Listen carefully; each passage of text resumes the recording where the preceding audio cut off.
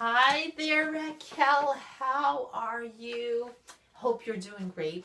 Sorry that this video is coming to you a little later than I had anticipated. I just had like the worst trouble because of my devices. Everything was filled with media, photos, videos. There was not enough storage. There was not enough space to record anything. And no matter how much I deleted, I would just get thrown off. Like the camera would shut off every time I started filming these videos. It was just so annoying. So I finally had to just bite the bullet and delete every single photo video on my entire phone.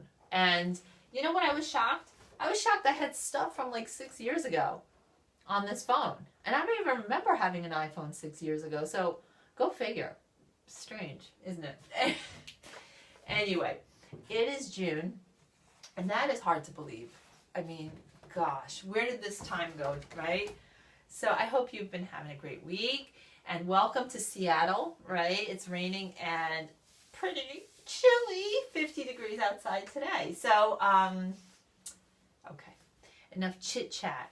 Let's get on with our mega piece. Okay.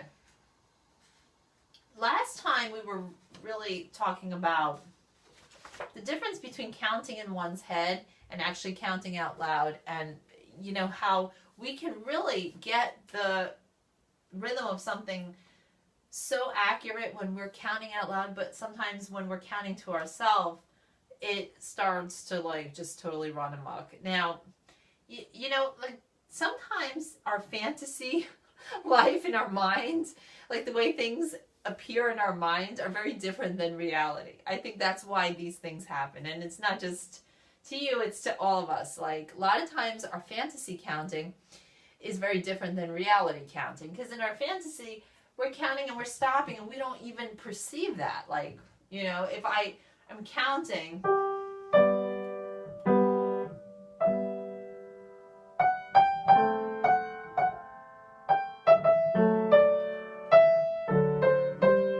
in my mind, I could be counting like 1 and 2 and 3 and 1 and 2 and 3, and I won't even know because I have nothing to relate it to, right? I have no point of reference.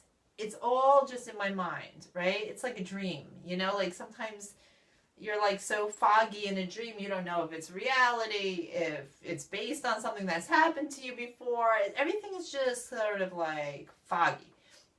The same thing with counting. That's why it's so important.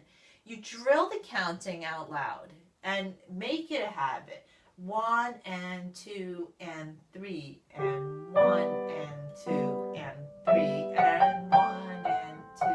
And after you drill it so many times, a couple of things happen. First of all, you get used to yourself counting, which is extremely important. You get a hold of that counting, you make it your own, you absorb it, right? So that's the first thing. You own the rhythm. Second thing is that by counting out loud, you can hear when your counting starts going all, you know, out of sync. 1 and 2 and 3. Okay, I'm rushing. I can't rush. So you have a kind of feeling of accountability there. Because again, your reference is the sound of your voice and the beat. Now again, metronome is a great tool to use for this because that is the ultimate reference because it does not waver. But the only issue is you can't practice way too much with the metronome because then it's easy to get your playing to become very metronomic, which again, we don't want. It's not meant to be machine-like, but I can't stress enough the importance of the rhythm. It's the foundation of everything. Okay, so last time we were going ahead with some of these different variations. Okay, variation 2, 3, and 4, right?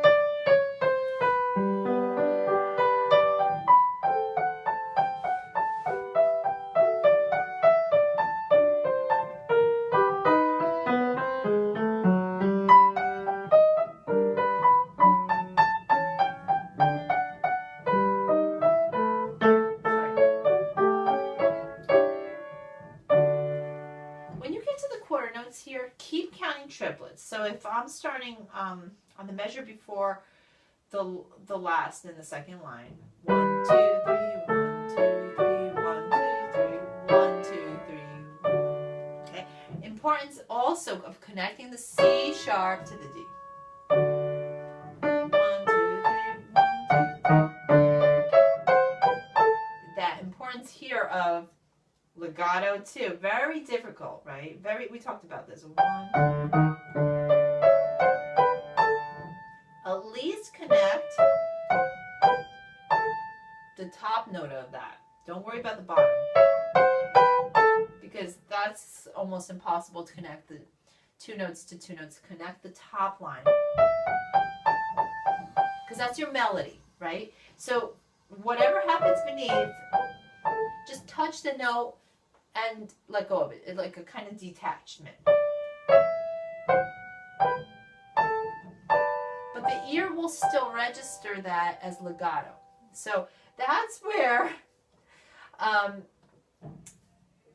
sort of the crudeness of our sense of hearing, not being as developed as some of our other senses, really comes into play. You know, we can create illusions of sound that, you know, then you don't hear when you're playing a staccato if you're masking it with another voice which is legato. So it's a curious thing, especially when that voice is high in the range, because the high frequencies is what the ear really attaches to.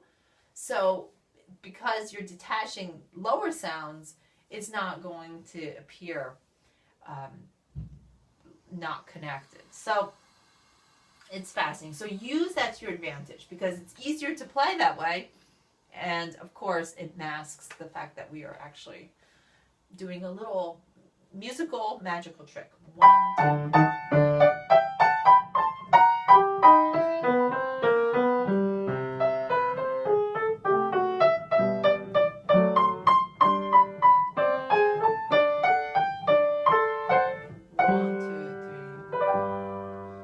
The next variation is all 16 notes.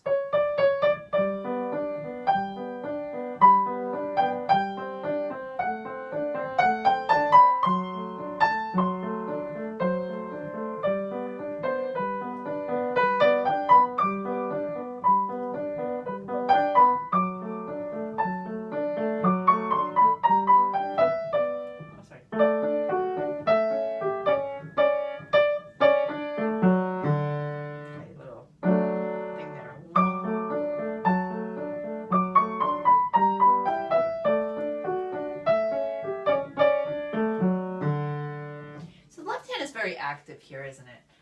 So many 16ths, you have to really control them by rotating over your firm fingertips, okay? Here, we're really getting the melody as sung as an aria, okay? This is where Mozart really comes into his element as an operatic composer. He loved the opera. He loved the genre of operatic music. He loved singing, and everything he wrote is basically a singing line. He was one of the most incredible melodists out there. He could really write a tune. So, you know, not all composers are like that. Like Beethoven, for instance, that was not his main motivation, is to write pretty tunes. But Mozart did. So and like probably better than anybody. So let's here use the opportunity to be so singing in the right hand, but not at the expense of the rhythm. So let's not get schmaltzy, because that might sound all nice and good, but it's not correct. You know, plain and simple, because we're not in rhythm. We're so extending it. We are so abusing the rhythm there that it just falls apart. So Mozart is so clean. It's like when you have the most perfect organic vegetables, freshly picked, and you're making a salad, and you know you've got these gorgeous lettuce greens that are just so incredibly crunchy, right? And you could smell like how fresh they are, and the color is so green, and they are just so vibrant. And you put together this beautiful salad, and then you just like completely douse it with like Four Seasons ranch dressing. Like, why would you do that? Cover up all that beauty, right? So the same thing here. Don't abuse the rhythm here, and keep it clean so that we could hear the fresh, beautiful melody.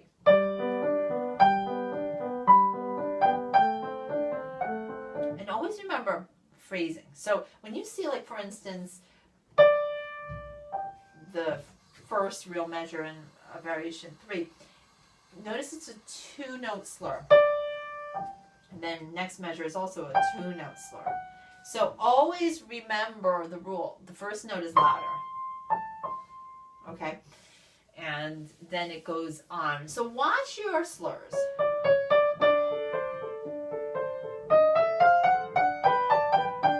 Watch the left hand so it doesn't get too overpowering.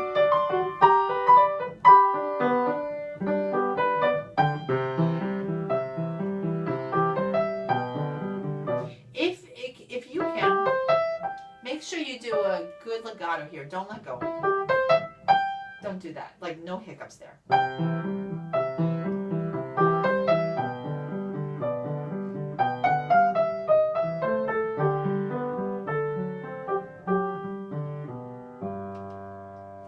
All right, so we will work some more on Friday, but just remember, rhythm first, melody, balance between the hands, keeping the left hand in the background through wonderful voicing and good form. And I'll see you next week. Have a great week. Bye.